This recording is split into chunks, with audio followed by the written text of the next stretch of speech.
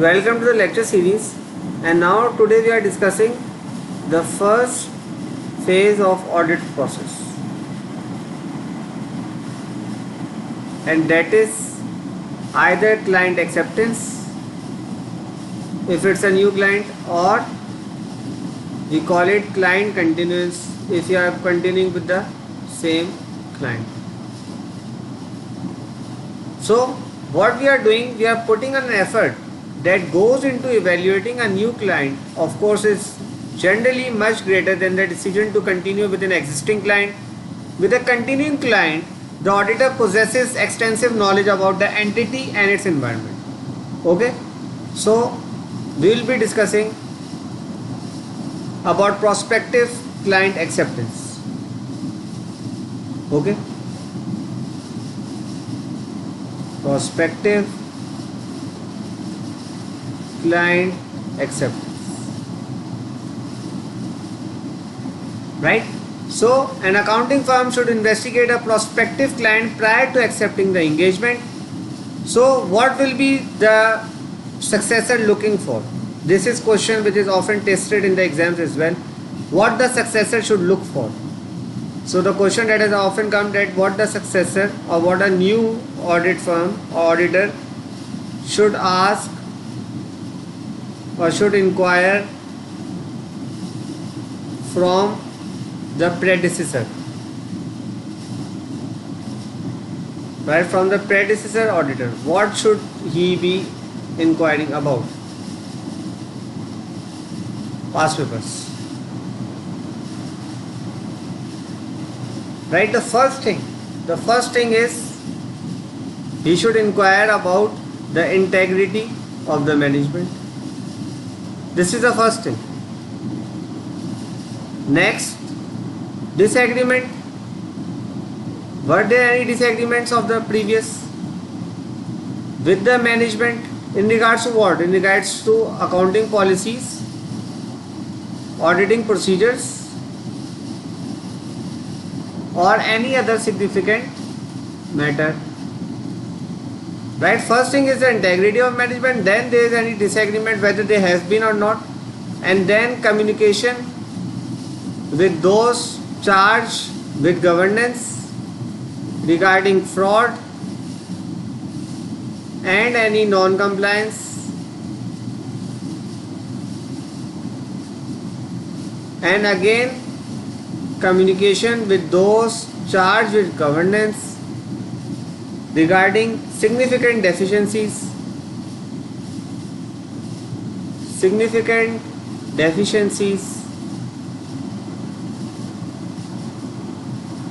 and material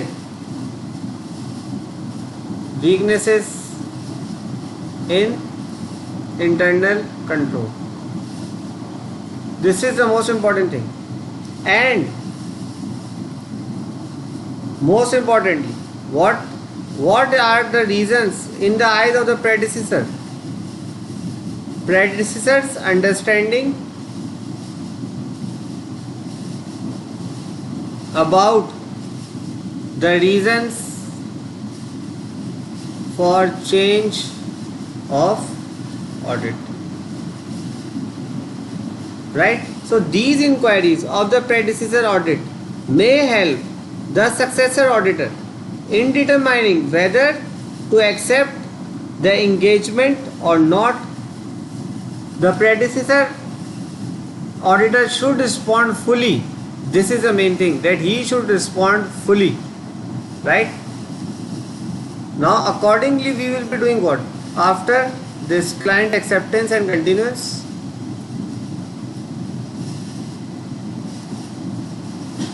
then what will happen? We will be going through preliminary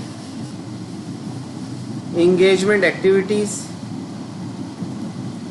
and after that we will be planning the audit. So it's as simple as that.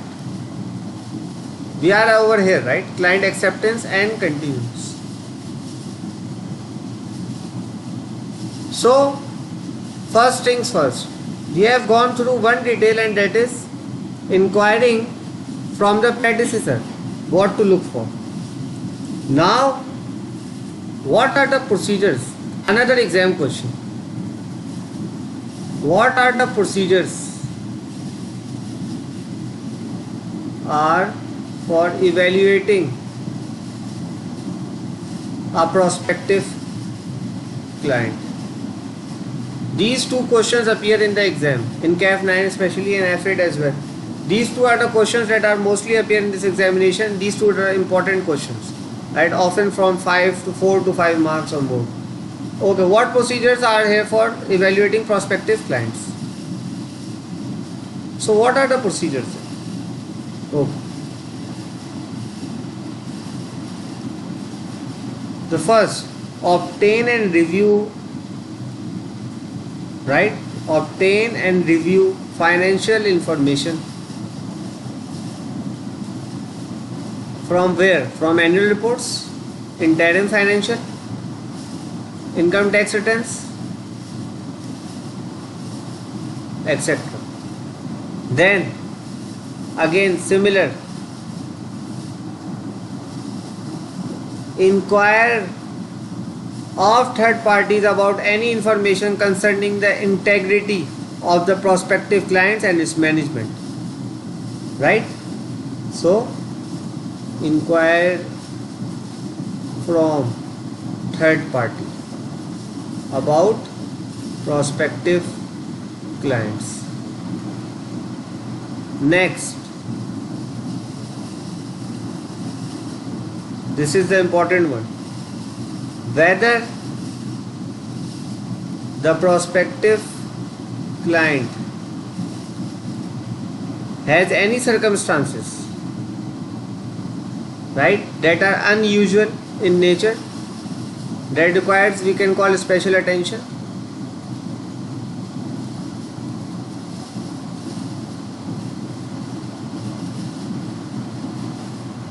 Right, special attention. Why? Because of unusual business or audit risk.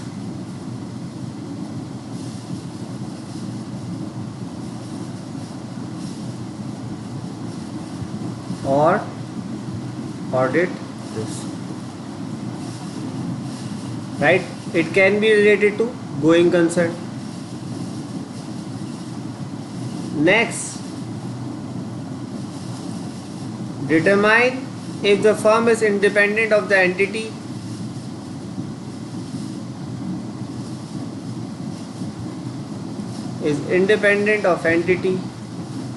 and will be able to provide the desired service. Next, determine whether the firm has the technical skill and knowledge, because there might be derivatives, there might be some senior management or senior members required. Technical skills or knowledge to complete the engagement.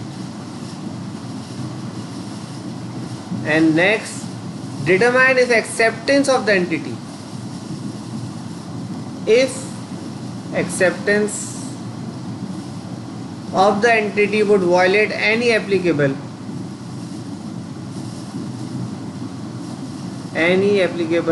laws.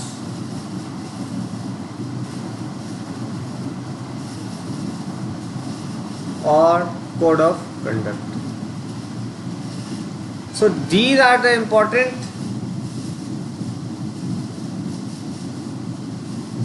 important procedures that are there for evaluating prospective clients. One important question, and the other is this: what should a successor inquire from the predecessor of the auditor?